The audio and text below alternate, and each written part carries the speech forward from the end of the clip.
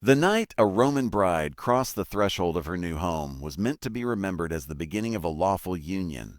But beneath the hymns and torchlight there existed a ritual so unsettling that later generations tried to bury it beneath marble and myth. A practice whispered about in satire and hinted at in legal reforms, one that suggested the state itself claimed a symbolic presence in the most intimate moment of a woman's life.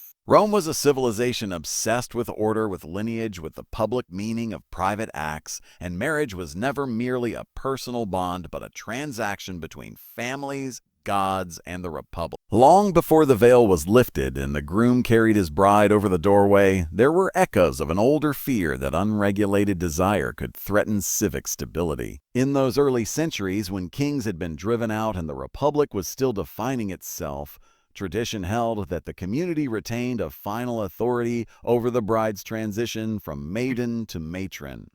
Ancient writers allude to a symbolic intrusion, a presence of an elder or a representative whose role was not to participate in pleasure, but to assert control, to witness, to consecrate the union in a way that blurred the line between sacred duty and violation. Later commentators would dress this up as mere superstition, claiming it involved only gestures or tokens, but the dread in the story suggests something far more invasive, something that left families uneasy and women silent. The Romans themselves seemed divided, some insisting it was a barbaric custom inherited from a darker age, others arguing it had always been misunderstood, that no respectable household would allow such a thing. Yet the very effort to deny it hints at an uncomfortable truth. Laws began to appear emphasizing the privacy of marriage, the sanctity of the bridal chamber, and the exclusive rights of the husband, as if lawmakers were trying to overwrite memory with statute. Satirists joked nervously about magistrates who lingered too long at weddings, about powerful men whose smiles made grooms clench their fists,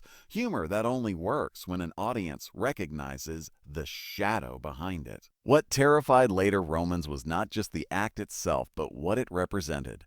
The idea that the state could step into the bedchamber and claim precedence over personal bonds. In a society where women were already bound by guardianship and expectation, this ritual became a symbol of ultimate vulnerability, the moment when even marriage could not protect them from authority.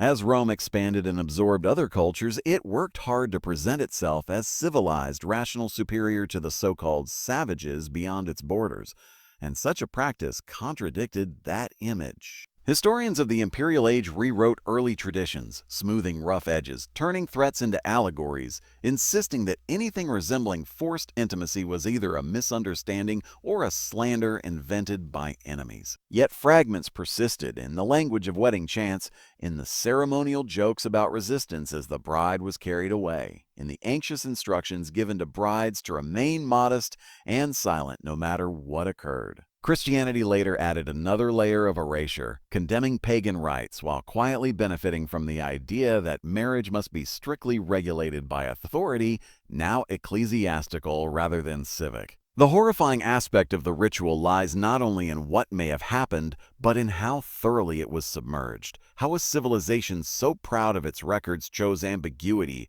over confession. Rome preferred to be remembered for its roads, its laws, its triumphs, not for the fear that once haunted its wedding nights. By the time medieval scholars encountered the rumors, they treated them as moral lessons or myths, comfortable stories about a brutal past safely distant. But for the women who lived through those early ceremonies, if the whispers hold any truth, the terror would have been immediate and real, wrapped in ritual language and justified as tradition. Rome tried to erase it because it challenged the narrative of progress, because it exposed the cost of order imposed without consent, because it revealed that even the most celebrated civilizations can hide their darkest moments behind ceremony and silence.